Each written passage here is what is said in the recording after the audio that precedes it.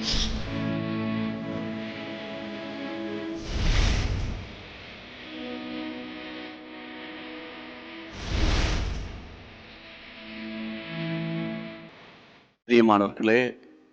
ஆண்டவருடைய பரிசுத்தமுள்ள நாமத்தில் உங்களுக்கு என் அன்பின் வாழ்த்துக்கள். இந்த நாளில் நீங்கள் ஜெபிக்கிற, ஆண்டவரிடத்தில் கேட்கிற ஒவ்வொரு காரியங்களையும் தேவன் உங்களுக்கு வாய்க்க பண்ணி உங்களுடைய மன விருப்பத்தை கர்த்தர் நிறைவேற்ற அவர் வல்லவராயிருக்கிறார். அவரை சொல்லியிருக்கார்ல, நம்முடைய மன விருப்பத்தை எல்லாம் நிறைவேற்றுவேன்னு. ஆனால் உங்கள் விருப்பம் நிறைவேறும். கடந்த காலத்தில் நடந்த கஷ்டம் நஷ்டத்தெல்லாம் நீங்கள் திரும்ப யோசித்து நீங்கள் சோர்ந்து போயிடாதீங்க. கர்த்தருடைய அற்புதங்களை மட்டுப்படுத்திடாதீங்க. அவர் எப்போதும் உங்களோடு கூட இருக்கிறவர். ஆமேன். அவர் இருக்கிறவராகவே இருக்கிறவர். ஆகவே கர்த்தருக்குள்ளே சந்தோஷமாக இருங்க. இந்த நாளுக்குரிய தீர்க்க தரிசனமான ஒரு வார்த்தை என்ன தெரியுமா? ரோமர் 12ஆம் அதிகாரம் 2ஆம் வசனத்தில் முதல்ல அந்த வசனத்தை வாசிக்கிறேன். அதில் இன்றைக்கு உங்களுக்கு ஒரு தீர்க்க தரிசன வார்த்தையை நான் சொல்கிறேன். நீங்கள் இந்த பிரபஞ்சத்திற்கு ஒத்த வேஷம் தெரியாமல் தேவனுடைய நன்மையும் பிரியமும் பரிபூர்ண சித்தம் இன்னதென்று பகுத்தறியத்தக்கதாக உங்கள் மனம் புதிதாகிறதுனாலே மறுரூபமாகுங்கள். மனது புதிதாகும் போது மறுரூபம், அதுதான் ரொம்ப முக்கியமான. மறுரூபம்னா வேற ரூபம், நம்ம முக ரூபம் வேற மாதிரி மாறிடும். அப்படி கிடையாது. கர்த்தருடைய பிள்ளைகளே, ஆண்டவர் உங்களை என்னை சிருஷ்டிக்கும் போது தமது சாயலாகத்தான் நம்மை சிருஷ்டித்தார். ஆமேன். நம்முடைய சுவாபங்கள் நம்ம முக ரூபத்தை மாற்றுகிறது. அடிக்கடி கோவப்பட்டனா முகம் அந்த முக நாடி வேறுபடுகிறது. இரண்டாவது, தவறான காரியங்களை செய்ய இருதயம் இடம் கொடுக்கும்போது முகம் தோற்றம் மாறுகிறது.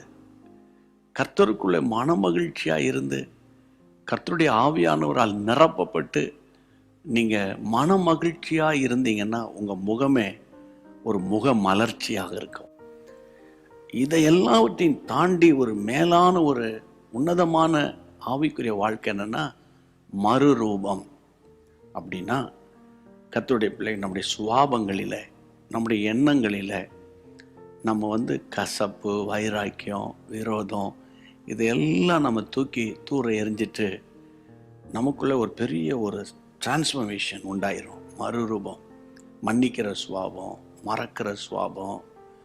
சரி, அதெல்லாம் விட்டுருவோம். நம்ம பழைய கதையெல்லாம் பேச வேண்டாம்.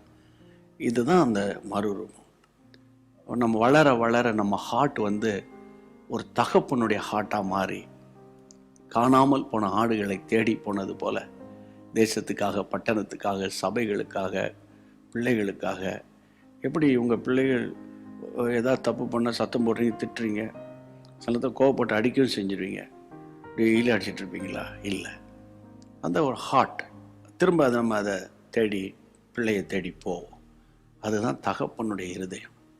அப்போ அந்த பரம தகப்பனுடைய இருதயம் உங்களுக்குள்ளே வரும். எப்போனா ஆவிக்குள்ளாக நிரம்பி ஜெபிக்கும்போது கல்லான இருதயத்தை எடுத்து போட்டு சதையான இருதயத்தை அவர் தருவார்.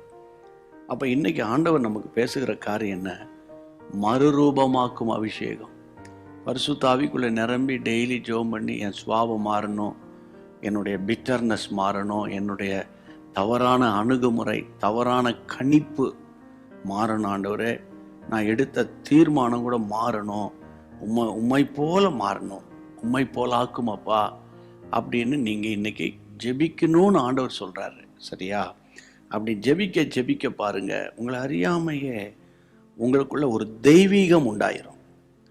அந்த அந்த டிவைன் லவ் ஆஃப் காட் அப்படின்னு இங்கிலீஷில் சொல்கிறாங்கள, தெய்வீக அன்பினால் நீங்கள் நிரப்பப்படுவீங்க.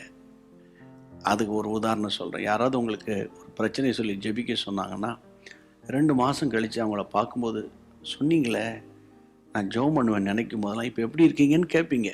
அதுதான் தெய்வீகம். அந்த கிருபையை கர்த்தர் உங்களுக்கு இன்றைக்கி தருவாராக, தரப்போகிறார். ஜெபம் பண்ணிடுவோம். நல்ல ஆண்டவரே, இந்த கிருபையை உம்முடைய பிள்ளைகளுக்கு கொடுத்து, ஆண்டவரே உம்முடைய பிள்ளைகளை மறுரூபமாக்குவீராக. சுவாபங்கள், எண்ணங்கள், சிந்தனைகள் எல்லாவற்றிலும் ஒரு மாற்றம் வரட்டும். கணவன் மனைவிக்குள்ள நல்ல ஒரு இணக்கம், பிள்ளைகளால் சந்தோஷம், வீடு நிரம்ப மன மகிழ்ச்சி உண்டாகட்டும். இயேசுவின் நாமத்தில் ஜெபிக்கிறோம் பிதாவே, ஆமென். இந்த நாள் மட்டுமல்ல, வரும் நாளெல்லாம் தேவ கிருபை உங்களை தாங்கும். நீங்கள் தயவு செய்து ஷேர் பண்ண மறந்துடக்கூடாது. மீண்டும் சந்திக்கலாம். God bless you. அன்பான தேவனுடைய பிள்ளைகளே, இச்செய்தி உங்களுக்கு மிகுந்த ஆசீர்வாதமாக இருந்ததென்று நாங்கள் நம்புகிறோம். தொடர்ந்து எங்கள் செய்திகளை கேட்டு கர்த்தருக்குள் ஆசீர்வதிக்கப்பட ஜீசஸ் மீட்ஸ் மினிஸ்ட்ரீஸ் என்கிற எங்கள் யூடியூப் சேனலை சப்ஸ்கிரைப் செய்யுங்கள். மேலும் உங்கள் ஜெப உதவிக்கு எங்களோடு நீங்கள் தொடர்பு கொள்ள வேண்டிய தொலைபேசி எண் 9842252836 மற்றும் 7299546363. Email gpsrobinson@hotmail.com. கர்த்தர் உங்களை ஆசீர்வதிப்பாராக.